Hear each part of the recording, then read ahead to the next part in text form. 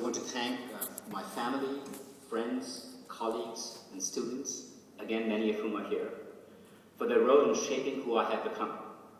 I feel blessed for the encouragement and support I have received from all of you. I just hope now that I can continue to live up to your expectations. As I begin this exciting new phase in my life, I'm reminded of the time almost 22 years ago when I joined Harvard Business School. I was graduating from the MIT Sloan School of Management's PhD program and was lucky to have been offered jobs at several leading business schools. As all schools did, I was invited back to spend a day at Harvard Business School. I remember walking into the campus and being just awed with its breathtaking beauty. I remember attending a class and being wonderstruck by the quality of the students and their level of engagement in the case discussion. The teaching environment I witnessed was something I had never before experienced. I could readily see why the school had such distinguished and loyal alumni. In my meetings with faculty members, I remember being inspired by their passion for producing ideas that had power in practice. I remember the professionalism of the staff that had paid such careful attention to every detail of my visit. It was clear to me that this was a school that didn't just teach management, it practiced it. I came home so agog that my wife Monica knew that this was the school that we had to choose, even though she was tempted to go west because she had job offers from Apple and Oracle. Sorry, Monica. My parents, who live in India, were glad that we had finally come to our senses because they could not fathom any other choice than Harvard Business School. The most admired and recognized brand in business education, certainly in America, but even more so in other parts of the world.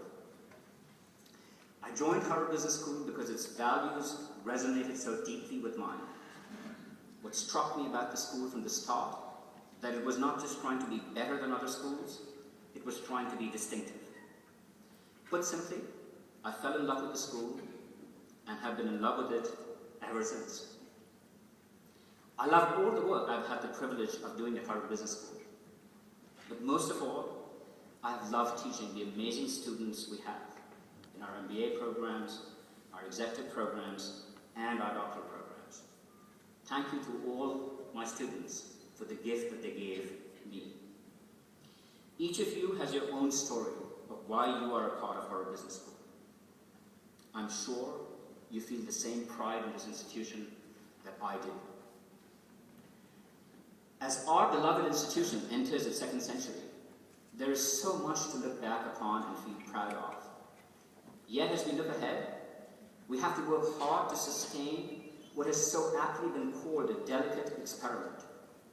Because Harvard Business School is and will always remain a work in process, sustained by a collective willingness to keep looking forward and remaining open to change. I believe that for Harvard Business School, the coming century can be the century of innovation. During the search, one of the things President Faust heard most frequently is that Harvard Business School is at an inflection point. People are no longer sure that we're educating leaders who have the requisite competence and character to fulfill the responsibilities that come with their positions of power and prestige. From my childhood, the example of my father, who managed a large company in India, led me to believe that business is a vital societal resource, that it plays an essential role in contributing to the prosperity of any society. Now more than ever, the world needs business leaders who can build great companies, generate new jobs, produce valued goods and services, stimulate innovation, and tackle common social challenges like healthcare, education, environmental sustainability, poverty, and peace and security. Just as we educated leaders who contributed so much in the last 100 years, we must educate leaders who will contribute greatly to humanity's prosperity in the next 100.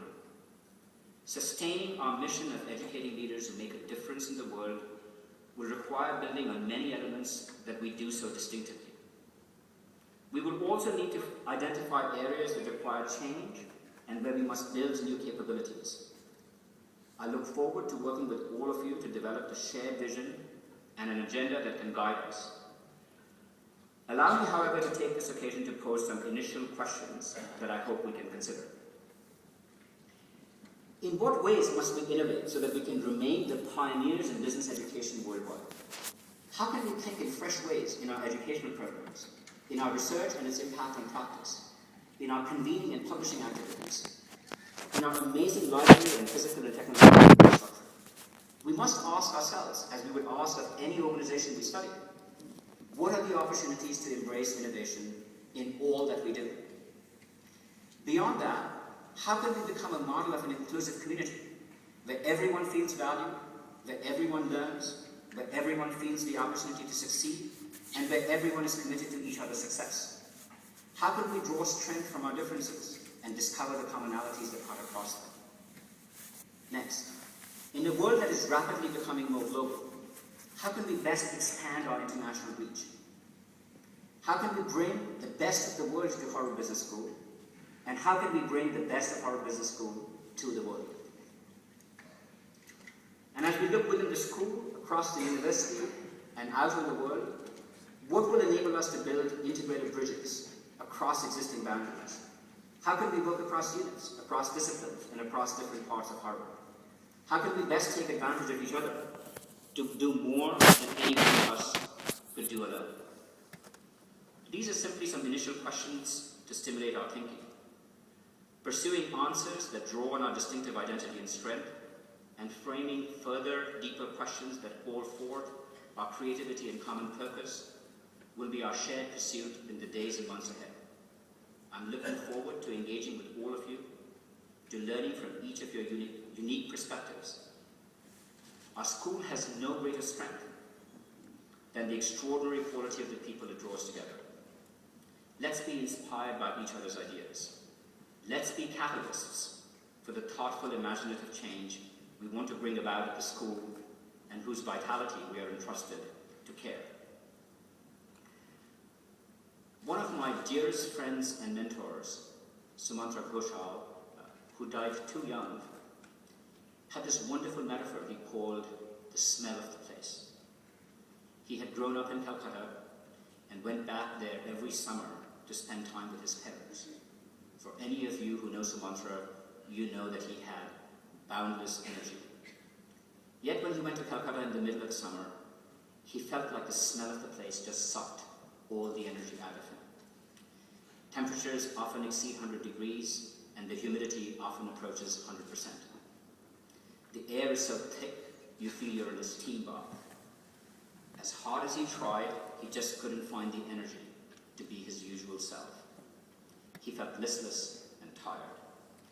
He would contrast that experience with the smell of the place along the Charles River in the fall, or in Fontainebleau Forest in Seattle in the spring, where he went to teach after he left Boston. The temperature is perfect. The air feels crisp. Everything feels vibrant and alive.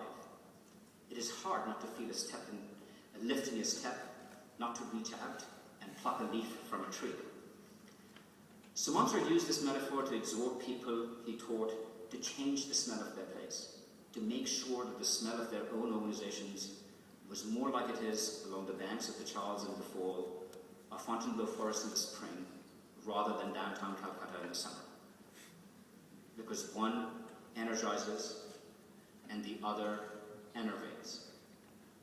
Since we have the advantage of actually sitting on the banks of the Charles River, let's dedicate ourselves to creating a place where the smell of the place energizes and inspires us all each day. A place, as my colleague Linda Hill would say, is one to which we all want to belong, and all feel we do belong. Inspiration comes when you feel you're a part of something special.